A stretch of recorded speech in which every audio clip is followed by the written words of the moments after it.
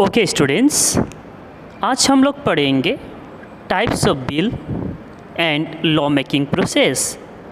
So types of bill हम लोगों ने पहले भी डिस्कस कर चुके हैं। टू टाइप्स का बिल होते हैं, ordinary bill and money bill. और ऑर्डिनरी बिल जो होते हैं ये लोकसभा में भी और राज्यसभा में भी, दैट मीन्स पार्लियामेंट का टू चैम्बर से, टू हाउसेस से, लोकसभा एंड राज्यसभा, इन दोनों में से किसी में भी ऑर्डिनरी बिल इंट्रोड्यूस कर सकते हैं। और सेकेंड, ये ऑर्डिनरी बिल जो है कोई भी एमपी इंट्रोड्यूस कर सकते हैं, चाहे वो गवर्नमेंट का तरफ का एमपी हो, दैट मीन्स रूलिंग पार्टी का एमपी हो, या तो अपोजिशन पार्टी का एमपी हो। कोई भी एमपी ऑर्डिनरी बिल को इंट्रोड्यूस कर सकते हैं। और किसी भी हाउस में, लोकसभा में भी, राज्यसभा में भी। और इसी तरह से ऑर्डिनरी बिल को इंट्रोड्यूस करने के लिए प्रेसिडेंट से प्री अप्रूवल या तो परमिशन का कोई ज़रूरी नहीं है।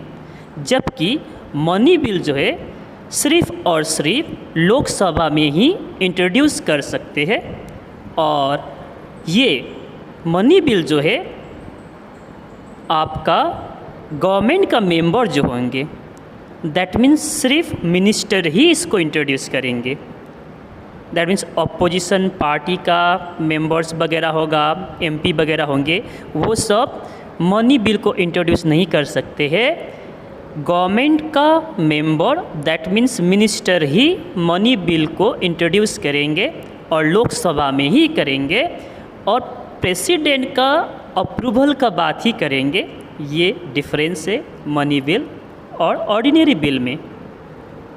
ओके, अब ये बिल मनी बिल है या तो ऑर्डिनरी बिल है, इसको कैसे आइडेंटिफाई करें? तो आइडेंटिफाई करने के लिए आपको करना नहीं है, तो करने के लिए वहाँ पर ऑलरेडी लोकसभा का स्पीकर है। तो लोकसभा का स्पीकर डिसाइड करते हैं कि वो बिल मनी बिल है या तो ऑर्डिनरी बिल है। अब यहाँ क्वेश्चन आपका माइंड में अराइज हो सकता है कि लोकसभा का स्पीकर जिसको चाहे मनी बिल कह देंगे, जिसको चाहे ऑर्डिनरी बिल कह देंगे, ऐसा भी होता होगा? तो ऐसा तो नहीं है। तो ऐसा तो नहीं होगा, तो उसका कुछ क्राइटेरिया होगा कि किसको मनी बिल कहेंगे, किसको ऑर्डिनरी बिल कहेंगे। उसके लिए कुछ क्राइटेरिया है। जैसे कि देखिए, money bill is related to tax, that means कोई भी बिल इंट्रोड्यूस जो किया वो अगर टैक्स बढ़ाने को लेकर के बिल है। नंबर 2, टैक्स घटाने को लेकर के है। नंबर 3, टैक्स को रिपील करना मतलब हटाने को लेकर के बिल है, दैट मीन्स टैक्स रिलेटेड है। तो इस बिल को मनी बिल कहा जाएगा। ओके, और ये सिर्फ और सिर्फ लोकसभा में ही इंट्रोड्यूस कर सकते हैं इस तरह का बिल।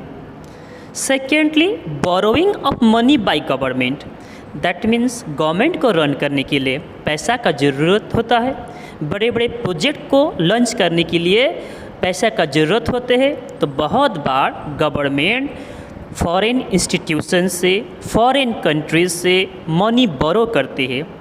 तो इसको लेकर के भी गवर्नमेंट जो चाहे किसी भी कंट्री से बोरो करे, ये इतना आसान तो नहीं है।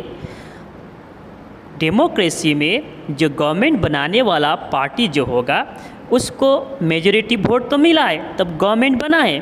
अब गवर्नमेंट बनने के बाद जैसा उसका मर्जी वैसा वो करेंगे, तो ये तो हम लोग नहीं देंगे। उसका भी प्रोसीड्यूर है, लॉ मेकिंग का भी प्रोसीड्यूर है, ठीक है। तो यहाँ पर ये मनी बोरो भी करते हैं, तो यहाँ पर मेजॉरिटी एमपी का इनको सपोर्ट होना चाहिए। दैट मीन्स ये बिल इंट्रोड्यूस करेंगे फर्स्ट मनी बोरो करने के लिए।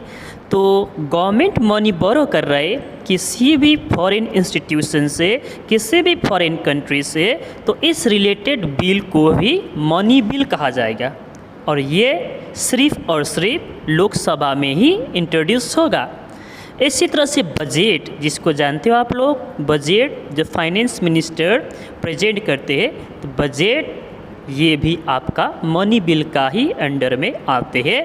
और ये सारा चीज़ आपको लोकसभा में ही इंट्रोड्यूस होगा। ओके, दैट मीन्स इस तरह से यहाँ लोकसभा स्पीकर देखते हैं कि वो मनी बिल है या नहीं।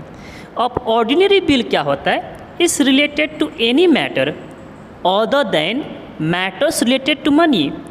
मनी बिल से संबंधित जो बिल नहीं है, ठीक है, मनी बिल, जो बिल मनी बिल नहीं है वो ऑर्डिनरी बिल है। और matters which are not related to financial subject, money related, finance related जो बिल नहीं है वो ऑर्डिनरी बिल है। सिंपल सा है। ओके, अब money bill can be detained by Rajya Sabha maximum 14 days. Money bill जो होगा उसको राज्यसभा जो है 14 डेज तक डिटेन करके रख सकते हैं। दैट मीन्स उसमें देर कर सकते हैं, वो लोग उसको अटका करके रख सकते हैं राज्यसभा। इतना ही इसका पास पावर है राज्यसभा का पास मनी बिल पर। बाकी राज्यसभा का पास कोई पावर नहीं है मनी बिल रिलेटेड, क्योंकि ये इंट्रोडक्शन भी होते हैं, ये इसका इंट्रोड्यूस भी होते हैं लोकसभा में, ठीक है। और राज्यसभा सिर्फ 14 दिन तक इस पर डिले कर सकते हैं। और 15th डे जैसे ही बिगिन होते हैं ऑटोमेटिकली यही माना जाएगा कि राज्यसभा से भी ये पास हुआ है, ठीक है। दैट मीन्स मनी बिल जो है इंट्रोड्यूस तो करते लोकसभा में और करना भी वहीं पर है, और उसके बाद लोकसभा में जैसे ही पास होते इसको राज्यसभा में भी भेजा जाता है।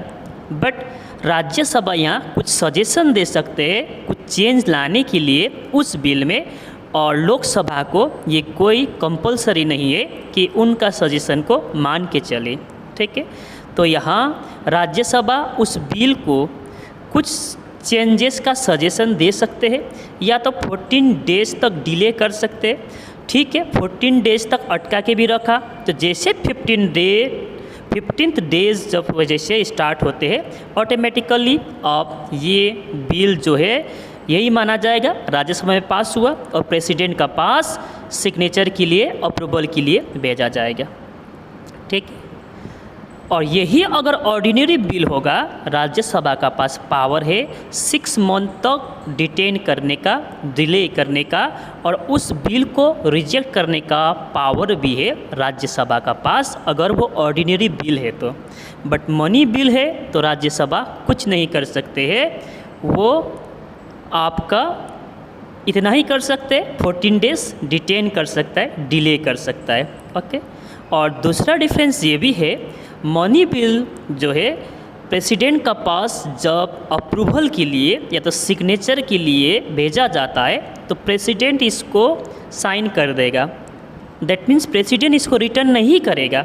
और क्यों नहीं करेगा, इसका रीज़न यही है कि मनी बिल इंट्रोड्यूस करने से पहले ही प्रेसिडेंट से अप्रूवल लिया जाता है, तो प्रेसिडेंट आंख बंद करके तो अप्रूवल नहीं देते होंगे।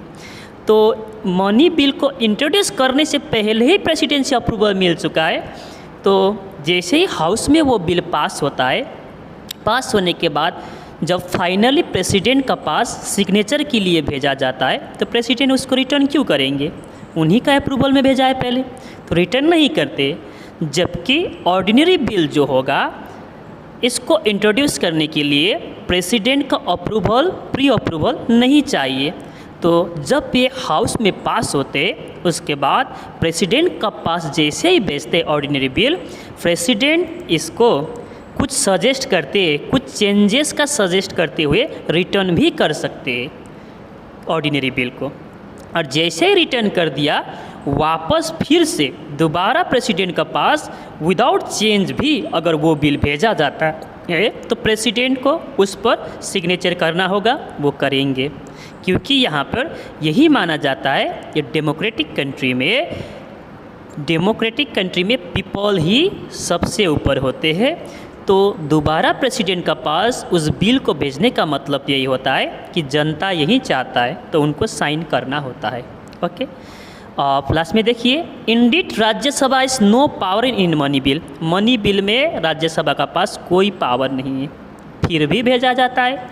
क्यों भेजा जाता है, सिंपल सा रीज़न है, भेज दिया ऐसे ही लॉलीपॉप का तरह उनको दिखा दिया, ठीक है, जैसे कि बोले कि ठीक है बाबा तुम खाओ लॉलीपॉप, दिखा करके वापस ले आए, सुंघा करके वापस ले आए। दैट इज भेज देते हैं। कुछ सजेशन वगैरह कभी कभी ऐसा हो सकता है कि राज्यसभा के पास पावर तो नहीं है, फिर भी उसको भेज दिए मनी बिल, ऑर्डिनरी बिल को उनका पास, ताकि कभी कभी हो सकता है वो भी कुछ सजेशन दे, वो सजेशन कुछ अच्छा हो तो अप्रूव भी कर ले, इसीलिए भेजा जाता है एक फॉर्मेलिटी के तौर पर।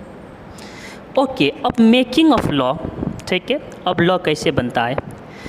अब मेंबर इंट्रोड्यूसेस बिल, अब यहाँ पर चाहे मनी बिल हो या तो ऑर्डिनरी बिल हो, जो एमपी उस बिल को इंट्रोड्यूस करते हैं वो एमपी हाउस में स्पीच भी देते हैं कि वो बिल लाने का पर्पस क्या था, किस रिलेटेड बिल है, वो वहाँ पर स्पीच में एक्सप्लेन करेंगे और उसका पेपर भी डिस्ट्रीब्यूट होगा वहाँ जो एमपी से उन लोगों में। इसको कहते first reading of the bill. अब इसी तरह से अब सेकेंड रीडिंग में यही होता है कि ये जो बिल जो है, ठीक है, इंट्रोड्यूस हो चुका है, अब इस पर डिफरेंट एमपीस वगैरह अपना ओपिनियन देंगे, डिफरेंट पॉलिटिकल पार्टीज़ अपना ओपिनियन देंगे, कुछ चेंजेस का सजेशन करेंगे। तो अब यहाँ पर जो भी चेंजेस वगैरह भी लाना होगा, जो बिल इंट्रोड्यूस किया एज़ इट इज़ इसको एक्सेप्ट करें, ज़रूरी नहीं है, तो कुछ चेंजेस भी लाना होगा, कुछ चेंजेस वो लोग सजेस्ट करेंगे, तो चेंजेस यहाँ पर जब लाया जाता है तो ये हो गया सेकेंड रीडिंग, ठीक है। अब इसके बाद इसको वोटिंग के लिए, ठीक है, वोटिंग के लिए इसको रखा जाता है हाउस में। अब जैसे ही वोटिंग होगा उस बिल का फेवर में अगर ज़्यादा एमपी का वोट रहा तो वो बिल उस हाउस में पास हो गया। उस बिल का अगेंस्ट में अगर ज़्यादा एमपी का वोट रहा तो वो बिल रिजेक्ट हो गया। बहुत बार ऐसा होता है, ऑर्डिनरी बिल लोकसभा में पास हो गया, राज्यसभा में पास नहीं हो पाया, रुक जाता है, ठीक, ऐसा होता है। ओके, दैट मीन्स आपका जैसे ही एक हाउस में पास हो जाता है तो दूसरे हाउस पर भेजा जाएगा, दूसरे हाउस में भी पास हो जाता है, प्रेसिडेंट का पास भेजा जाएगा, प्रेसिडेंट का पास भेजने के बाद प्रेसिडेंट सिग्नेचर करेंगे, तब ये एक्ट बनेगा। और जैसे ही अब एक्ट बन गया ये, ठीक है, और जैसे ही गवर्नमेंट इसको अथॉरिटी देंगे डिफरेंट डिपार्टमेंट्स को इसको इश्यू करने के लिए ऑर्डर रिलीज़ करते हैं। जैसे कि मान के चलो किसी एक कम्युनिटी को रिजर्वेशन देना है, तो रिजर्वेशन देने के लिए बिल पास हो गया लोकसभा राज्यसभा दोनों में, प्रेसिडेंट का अप्रूवल भी मिल गया, उनका साइन भी हो गया, तो ये एक्ट बन गया। और गवर्नमेंट जैसे ही डिफरेंट डिपार्टमेंट्स को ये आदेश देंगे कि आज से ये इस कम्युनिटी को इतना रिजर्वेशन जो देना है वो ऑर्डर डिक्लेयर कर देंगे, अब इश्यू हो जाएगा, अथॉरिटी मिल जाएगा, तो इसको लॉ कहा जाएगा, ठीक है। आज के लिए इतना ही, ठीक है, थैंक यू।